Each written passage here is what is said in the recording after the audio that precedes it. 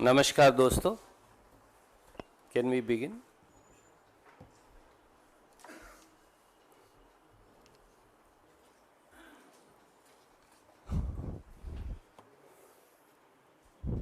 कल कांग्रेस अध्यक्ष श्री राहुल गांधी जी ने इस देश में गरीबी पर वार की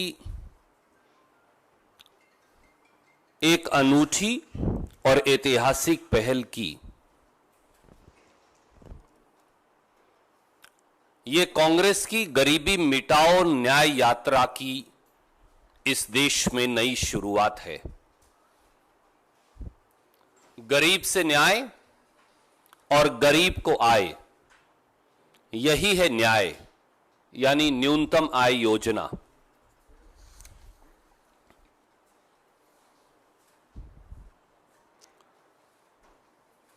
इसके दो और पहलू हैं, जिसकी तीन और पहलुओं की व्याख्या आज हम आपके सामने रखेंगे। पहला, जैसा कुछ साथियों को कल उलझन थी, 72,000 रुपया देश के 20% सबसे गरीब परिवारों को मिलेगा, यानी 5 करोड़ परिवार और 5 सदस्य के हिसाब से ये 25 करोड़ देश के सबसे गरीब लोग बनते हैं। दूसरा, ये टॉपअप स्कीम नहीं है। 20 के 20% परिवारों को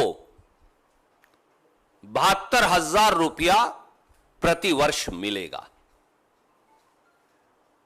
इस बात को लेकर कल कुछ उलझन थी। मैं फिर दोहराता हूं, यह टॉपअप स्कीम नहीं है। हर परिवार को 72,000 रुपया मिलेगा। 5 करोड़ परिवार, 25 करोड़ लोग। तीसरा, यह स्कीम विमेन सेंट्रिक है। यह 72,000 रुपया घर की गृहिणी के खाते में कांग्रेस पार्टी जमा करवाएगी। और चौथा, यह स्कीम शहरों और गांव, पूरे देश के शहर और गांव में कोई भेदभाव नहीं, यह पूरे देश के गरीबों पर लागू होगी। आजाद हिंदुस्तान में और पूरी दुनिया में गरीबी मिटाने वाली और गरीबी पर प्रहार करने वाली यह दुनिया की सबसे बड़ी स्कीम है। मोदी जी ने अपने इकोनॉमिक सर्वे 2016-17 में यह माना था कि कांग्रेस की सरकारों के कार्यकाल के चलते देश में जब आजादी के समय जो गरीबी 70% थी, वो घटकर 22% रह गई थी। 5 साल कांग्रेस की सरकार के जब पूरे हो जाएंगे तो इस देश में ये 22% भी स्वयं समाप्त हो जाएगी।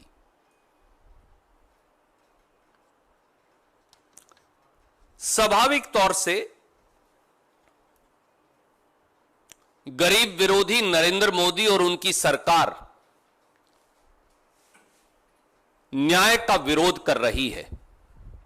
मोदी जी, 130 करोड़ देशवासियों की ओर से हम आज पूछना चाहते हैं, आप न्याय के पक्षधर हैं या विरोधी? क्योंकि कल से आपके सब मंत्रीगण, आपके सब पिछलग्गू नेतागण न्याय स्कीम के विरोध में खड़े हो गए हैं आकर।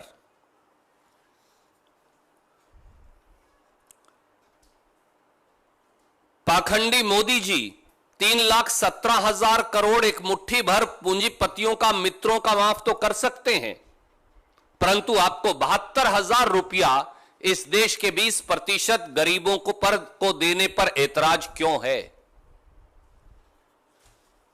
पाखंड का सहारा लेने वाले मोदी जी, ये बता दीजिए कि आपके संरक्षण में बैंकों के भगोड़े विजय माल्या, नीरव मोदी, आपके भाई मेहुल चौकसी व अन्य 1 लाख करोड़ रुपया लेकर देश की जनता की गाड़ी कमाई का विदेश तो भाग सकते हैं, परंतु आपको देश के गरीबों को 72,000 रुपया देने में पीड़ा है। पाखंड के प्रारूप बने मोदी जी, इस देश को बताइए कि आप 10 लाख रुपए का सूट बूट तो पहन सकते हैं, अपना नाम जिस पर खुदा हुआ है लाखों बार, और उसको 4 करोड़ में बेच सकते हैं, परंतु आपको इस देश के गरीब को 72,000 रुपया देने में क्या ऐतराज है? आप विरोध क्यों कर रहे हैं?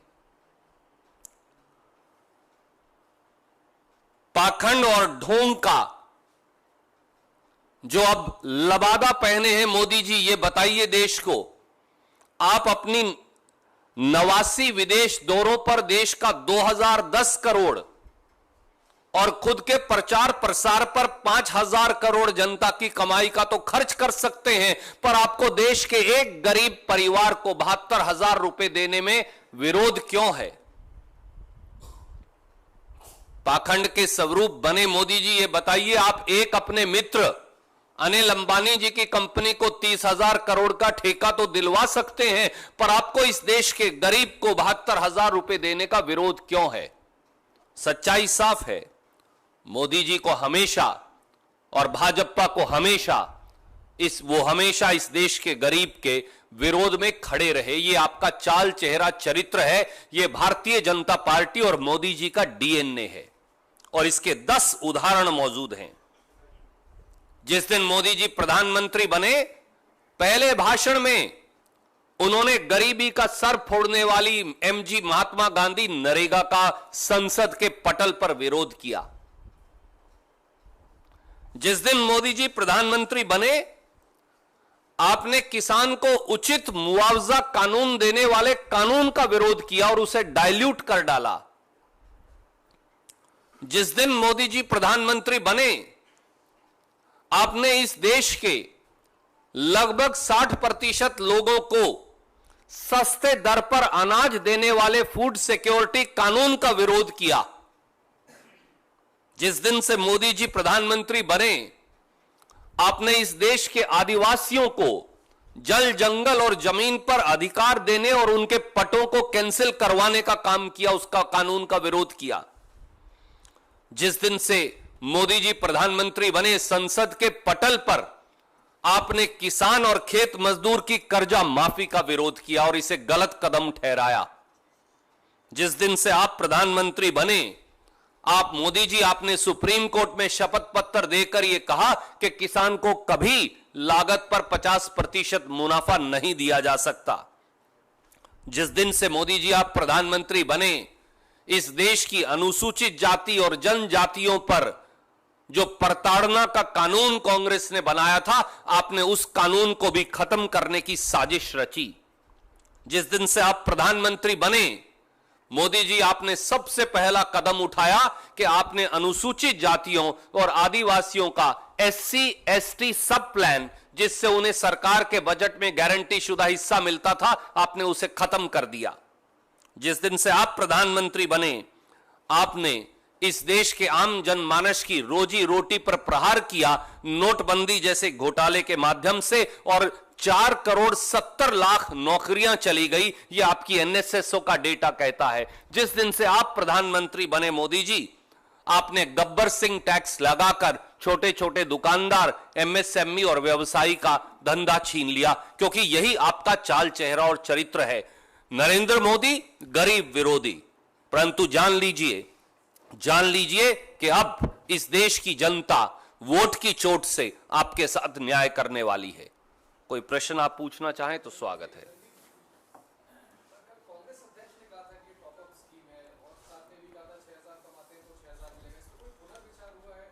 पुनर्विचार नहीं हुआ, 6,000 कमाते हैं तो 6,000 मिलेगा, क्योंकि उलझन में थे कई साथी, इसीलिए हमने कहा। मुझे लगता है आपको इस बात का हर्ष होना चाहिए कि उस उलझन को हमने सुलझा दिया। कहीं अगर किसी के मन में संशय पैदा हो गया था तो उसे सुलझा दिया। अगर 6,000 कमाते हैं तो 6,000 मिलेगा ना, इसीलिए तो है। This is how it is topped up.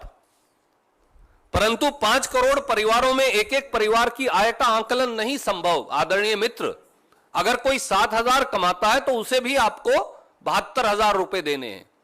अगर 6000 औसतन आए हैं, इसीलिए कांग्रेस अध्यक्ष ने कहा था 6000 को हम टॉप अप करेंगे, क्योंकि अगर आप 5 करोड़ परिवारों की सरकारी डेटा के मुताबिक आय देखें तो वो 6000 की औसत है।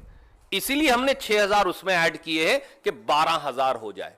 So it is top up based on average, पर सबको 6000 मिलेगा। एक लाइन की सीधी सरल बात यह है, 20% परिवारों को 72,000 रुपया सालाना मिलेगा। सर, देश में जो डायरेक्ट बेनिफिट ट्रांसफर की जो स्कीम्स है 72,000 करोड़ का, उसके अलावा ये मिलेगा या उसी का ये पार्ट? जी बिल्कुल, कल भी ये कहा था, मैं फिर दोहराता हूं, भारतीय जनता पार्टी और उसके बोगस ब्लॉग मंत्री झूठा प्रचार केवल जो करते हैं सारा दिन बजाय वित्त मंत्रालय चलाने के, वो फिर मोदी जी की तारीफों में कसीदे पढ़ते हुए मिथ्या प्रचार कर रहे हैं। कांग्रेस पार्टी ने कल भी कहा था अध्यक्ष जी ने, और आज फिर मैं कह रहा हूं, ना कोई स्कीम बंद होगी, ना एक पैसा सब्सिडी काटेंगे। ये ना एमजी नरेगा की रिप्लेसमेंट है, ना किसी और स्कीम की, वो सारी स्कीम जारी रहेंगी और इस स्कीम को हम उसके अलावा चलाएंगे। मैं आपको याद दिलाऊं मित्र, जब हमने महात्मा गांधी नरेगा शुरू की तो भाजपा ने उसका विरोध किया था। क्या कहा? महात्मा गांधी नरेगा से महंगाई बढ़ जाएगी, गरीबों को पैसा देने की क्या जरूरत है, क्यों काम देना चाहते हो बगैर काम के लोगों को, इससे तो बहुत गड़बड़ हो जाएगा, ये पैसा आएगा कहां से। याद करिए, यूपीए ने 10 वर्ष में, अगर मुझे सही याद है, तो लगभग 5 लाख करोड़ रुपया एमजी नरेगा के माध्यम से दिया, 5 से 6 लाख करोड़। तो इसलिए कि हमने हमारी अर्थव्यवस्था के साइज को बढ़ाया। अर्थशास्त्रियों ने बाकायदा इस स्कीम का आकलन किया है। कांग्रेस पार्टी जब 2019 में सरकार चलाएगी तो अर्थव्यवस्था को हम और एक्सपेंड करेंगे। जो जीडीपी फर्जी आंकड़ों पर भी 6.25%, 6.5% पर करा रही है, वो सही आंकड़ों पर उस जीडीपी को हम 12% तक, 10 और 12% तक लेकर जाएंगे। अर्थव्यवस्था बढ़ेगी, अर्थव्यवस्था में और पैसा आएगा। गरीब के हाथ में 72,000 रुपया जब सालाना आएगा तो अर्थव्यवस्था और तेजी से और गति से आगे बढ़ेगी। इसलिए ये झूठ और मिथ्या प्रचार करने वाले ढोंगियों से जरूर बचिए। इस देश के लोगों को हमारी ये राय जरूर है। भाजपा के ढोंगी जो हैं वो इस स्कीम का विरोध करेंगे क्योंकि वो गरीब के विरोधी हैं।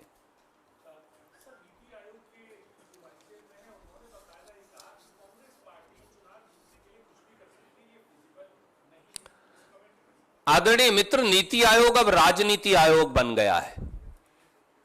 अब उन्हें इतना शौक है तो वो चुनाव क्यों नहीं लड़ते? किसी भी इस प्रकार के पद पर बैठे व्यक्ति को इस प्रकार से राजनीति में छींटाकशी करना न सही है, न उचित और न पद की मर्यादा के अनुरूप। वो भारतीय जनता पार्टी के कार्यालय में जाएं, वहां से राजनीति आयोग चलाएं।